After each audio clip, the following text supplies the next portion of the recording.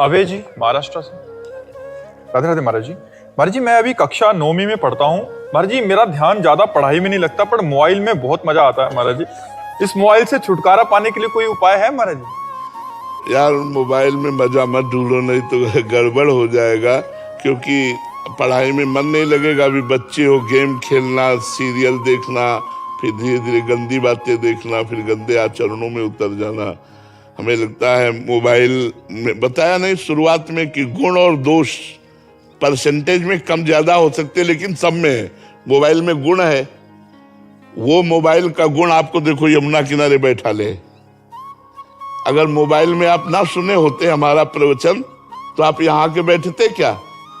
Mobile से आप अपनी समस्या का बड़ा से बड़ा समाधान कर सकते हैं। आप पुलिस से संपर्क कर सकते हैं, आप डॉक्टर से संपर्क कर सकते हैं, बड़े से बड़े रिश्ते नातेदार से संपर्क कर सकते हैं, चाहे जितना दूर हो। मोबाइल बहुत लाभदायक है। आपको कोई भी बात पूछनी कि टमाटर आलू और इसकी सब्जी कैसी बनानी है, वो आपको बता देगा। हर चीज है, लेकिन हम गलत चैप्टर पर ना जाएं। अगर हम मोबाइल के दोषों पर ना जाएं और गुणों को स्वीकार करें तो मोबाइल बहुत अच्छी चीज है। और अगर हम दोषों को स्वीकार कर लें तो फिर गड़बड़ चीज है। गुण और दोष दोनों व्याप्त हैं, तो मोबाइल के दोषों से बचे। अच्छा, नए बच्चे हो, गंदी गंदी बातें देखने का मन करेगा। जैसे जैसे जवानी आएगी वैसे वैसे गंदी बातें देखने का मन कर, तो हमें लगता है कि मोबाइल से उन बातों से बचना चाहिए जो हमारे जीवन को नष्ट कर दे। समय को नष्ट मत करो, समय बहुत कीमती वस्तु है।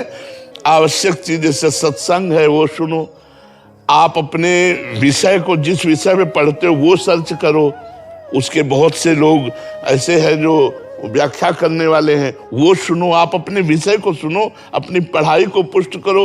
गंदी बातें, गेम खेलना, अन्य विषय, हमें लगता है इसको छोड़ दो। मानो तो छोड़ दोगे? छोड़ोगे? हाँ, अच्छे बच्चे छोड़ो और नाम जब थोड़ी देर किया करो, थोड़ी देर राधा राधा नाम जप किया करो। शिखा जी, श्री हरिवंश गुरुदेव। गुरुदेव, मनुष्य जीवन का परम लाभ संसार चक्र से मुक्त होना है, लेकिन जो अलग अलग कोटि का वर्णन आता है, कल्याण हो जाना, भगवत प्रेम हो जाना, भगवत प्राप्ति, तो जीव कल्याण मात्र ही क्यों चाहेगा? विलीन हो गए। आप शांति चाहते हैं कि नहीं? बताइए। आप रिलैक्स होना चाहते हैं कि नहीं? सब लोग बताइए। आप रिलैक्स होना चाहते हैं कि नहीं? एक खुशी, एक आनंद, जहां दुख नहीं, चिंता नहीं, शोक नहीं, एकदम मस्त होना चाहते हैं ना? उसी को कल्याण कहते हैं। जहां दुख की निशानी नहीं, परम शांति, परम आनंद, परम सुख। और इसके बाद अब जैसे दास्य भाव, वो भगवान का दास बनेगा। सख्य भाव, वो भगवान का दोस्त बनेगा, सखा बनेगा। वात्सल्य भाव, वो भगवान को पुत्र भाव से प्यार करेगा। कांता भाव, वो भगवान को पति भाव से, प्रीतम भाव से प्यार करेगा। सहचरी भाव, वो प्रियालाल के सहचरी हूं ऐसी भाव। ये भाव देश की अलग बात है, कल्याण होना अलग बात है। समझ रहे ना? कल्याण को मतलब परम शांति, अखंड आनंद, दुख का लेस नहीं। और जितना काम करते हो इसीलिए तो कर रहे हो ना। रुपया, पैसा, पद, प्रतिष्ठा, हम खुश रहे, हम शांत रहे, हम आनंदित रहे। लेकिन क्या हम ऐसा हो पाते हैं रुपया, पैसा, पद, प्रतिष्ठा में? बिना भगवान के शांति नहीं, बिना भगवान के खुश नहीं रह सकते, बिना भगवान के आनंदित नहीं रह सकते। इसलिए हमारे जीवन का लक्ष्य है आनंद, हमारे जीवन का लक्ष्य है दुख मिटाना, हमारे जीवन का लक्ष्य है खुश रहना, प्रसन्न रहना। और वो होता है भगवान के चरणों में। उसी का नाम कल्याण है, उसी का नाम मंगल है कि इसका मंगल हो गया, इसका कल्याण हो गया। समझ में आई बात? अरे जी, मुक्ति और भगवत प्राप्ति में क्या फर्क है? इनका भाव ऐसा। मुक्ति में जैसे दो चीता हैं और चीनी के बोरे में लगे थे, स्वाद ले रहे थे। अब एक चीता कड़ाही में जाकर चीनी के साथ चीनी बन गया, ये हुआ मोक्ष। और एक चीता बोरे से किनारे लगकर चीनी का स्वाद ले रहा है, यह भगवत प्राप्ति। कौन चीता अच्छा रहा? स्वाद ले रहा है।